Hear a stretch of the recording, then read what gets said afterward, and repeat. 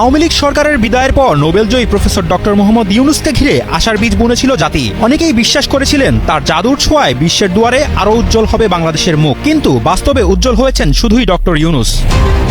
অভিযোগ উঠেছে ডক্টর ইউনূসের ১.৫ বছরের শাসনামলে জনপ্রত্যাশা পূরণ হয়নি, বরং নিজের স্বার্থ উদ্ধারেই ছিলেন তৎপর। ক্ষমতার চেয়ারে বসে গুনে গুনে ৭টি মামলা থেকে মুক্তি দিয়েছেন নিজেকে, পাশাপাশি অস্বাভাবিক দ্রুততায় বাগিয়ে নিয়েছেন রিক্রুটিং এজেন্সি ও ই-ওয়ালেটের লাইসেন্স।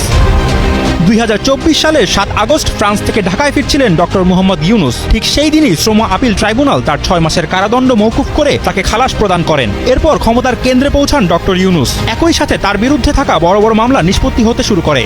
শুধু বিপদ থেকে মুক্তিই না, বিভিন্ন সুবিধা নেওয়ারও অভিযোগ ডক্টর ইউনূসের বিরুদ্ধে। নিজের ক্ষমতা বলে ডিজিটাল পেমেন্ট সেবাদাতা প্রতিষ্ঠান হিসেবে সমাধান সার্ভিসেস লিমিটেডকে বিশেষ অগ্রাধিকারে লাইসেন্স দেওয়া হয়। তথ্য বলছে ক্ষমতা গ্রহণের মাত্র ৫১ দিনের মাথায় অনাপত্তিপত্র ও ৯ মাসের মধ্যে চূড়ান্ত লাইসেন্স পায় প্রতিষ্ঠানটি।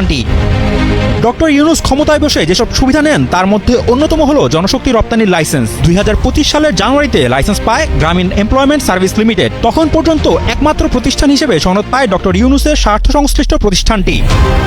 অপরদিকে গ্রামীণ ব্যাংকে সরকারের মালিকানা ২৫% থেকে কমিয়ে ১০% নামিয়েছেন ডক্টর ইউনূস। একই সঙ্গে পরিচালনা পর্ষদেও সরকার মনোনীত পরিচালকের সংখ্যা এবং প্রভাবও কমেছে, ফলে ব্যাংকটির ওপর সরকারের সরাসরি নিয়ন্ত্রণ সীমিত হয়ে গেছে।